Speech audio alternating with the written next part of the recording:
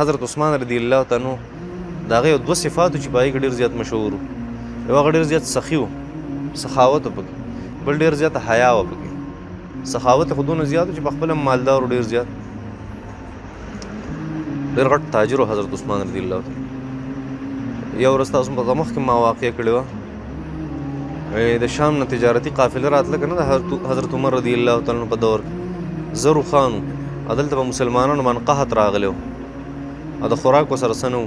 چا ورته وي د حضرت عثمان رضی الله تعالی عنه زر اوښان دي، هغه را روان دي، قافله ده او په هغې باندې هر قسمه وریجې هم پې شته، غنم هم پې شته، هر څیز دی پې د خوراک اشیاء خوردونوش پکې ټول پکې دي که نه.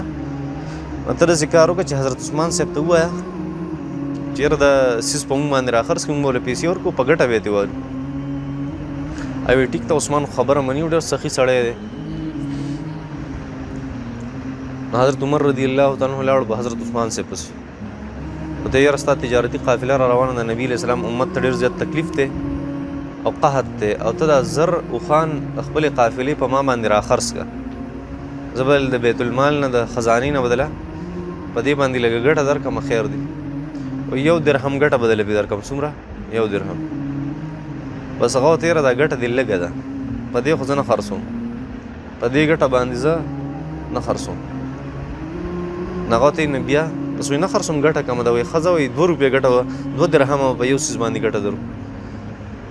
وایي نه، وایي دا هم کمه ده.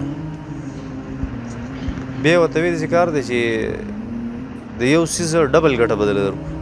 یو څیز دې په 10 اخیستی، موږ یې نه په 20 والو. بس هغه ورته وایي دا هم لږه ده. بس سړي له قار ورغی حضرت عمر رضی الله تعالی عنه، هغسې هم غوسه ناک و چې قار ورغی. حضرت عثمان صاحب یې دې ځای نه ونیو، مضبوط داسې ودرو او ته یې وایي ته نبي علیه صلات وسلام په زمانه کې څومره سخاوت والا وي، دا په تاسې چلو شو. اوس موږ سره دا کیسې کوي چې موږ نه یو څیز په ګټه غواړو، ته یې رالې نه راکړې. حضرت عثمان صاحب ورته په ژړا شو، ورته ویې ګوره وایي ته ماله د یو څیز یو په ډبل ګټه راکړې، یو څیز مې په روپۍ اخیستی تی په 2، یا په روپۍ مې څیز اخیستی دی تېره نه په 3 علي.